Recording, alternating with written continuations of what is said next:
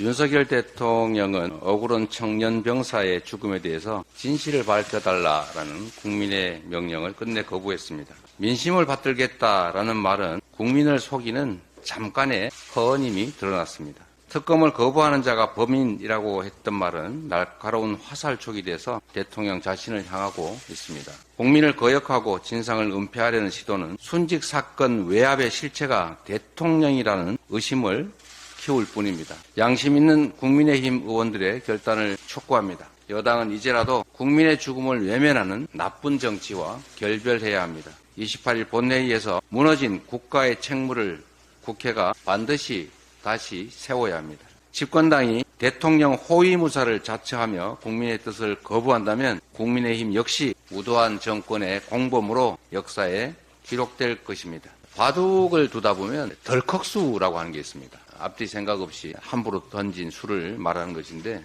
패착으로 이어집니다. 윤석열 정권의 정책 지평을 보면 덜컥 정책이라고 할 수밖에 없는 일들이 너무 많습니다. 윤석열 정권이 국민의 문제, 국가의 문제 해결을 하는 것이 아니라 오히려 문제를 키우고 있습니다. 이번에 현실과 전혀 맞지 않는 해외 직구 금지 정책 발표 때문에 또 한 번 국민들이 일상에서 큰 혼란과 피해를 입었습니다. 의대 정원 2,000명 증원을 고수해서 정작 필요했던 필수 의료, 공공의료, 그다음에 지방의료 확충 방안은 어디론가 사라지고 있습니다. 국민의 건강권도 대책이 분명치가 않습니다. 언제까지 이런 무능한 덜컥 국정 운영으로 국민 고통을 가중시키려고 합니까? 예를 몇 가지만 들어보겠습니다. 만 5세 입학 얼마나 혼란스러웠습니까? 주 69시간 근로 이거 얼마나 또 혼란을 불러왔습니까? 킬러 문항 어쩌고 하면서 그 입시 혼란도 얼마나 컸습니까? R&D 예산 졸속 삭감해가지고 대통령 자신도 당황해서 R&D 예산을 늘리겠다. 심지어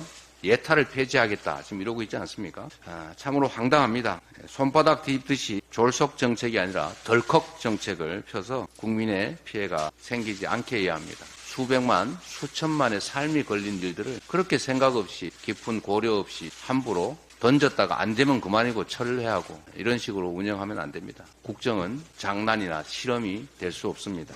국민 삶의 최종 책임자인 대통령의 남탓, 발뺌 이것도 심각한 문제입니다. 대통령 보고가 안 됐다 그러면서 담당 부처에 책임을 전가한다고 넘어갈 수 있는 일이 아닙니다. 그것도 한두 번이지 계속 반복적으로 몰랐다. 담당 부서에 질책했다 이런 것으로 넘어갈 수 없습니다. 신중한 정책 추진을 통해서 앞으로는 조금이라도 국민 삶을 향상시키고 실질적인 보탬이 되기를 촉구합니다.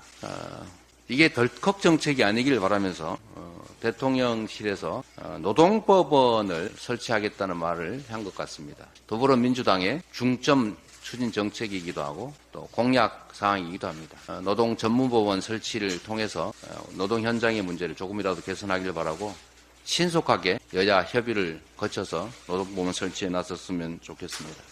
전에도 이미 말씀드렸습니다만 저출생 대책을 국가적 차원에서 해야 된다는 것도 역시 우리 더불어민주당이 말씀드렸던 주요 정책 과제입니다. 마침 또 저출생 관련 부총리급 부처를 만들겠다고 하는데 여성가족부하고 연계시키지 말고 또 저출생부라고 하는 것이 네거티브한 언어에서 우리가 말씀드렸던 것처럼 인구 대응부 이런 형식으로 저출생 대응 기구를 만드는 것에도 더불어민주당은 전적으로 찬성하고 또 정부의 입장을 환영하는 바입니다. 싸울 땐 싸우더라도 이런 민생과 국가의 미래에 관한 문제는 여야 협력해서 신속하게 성과물을 도출하기를 바랍니다.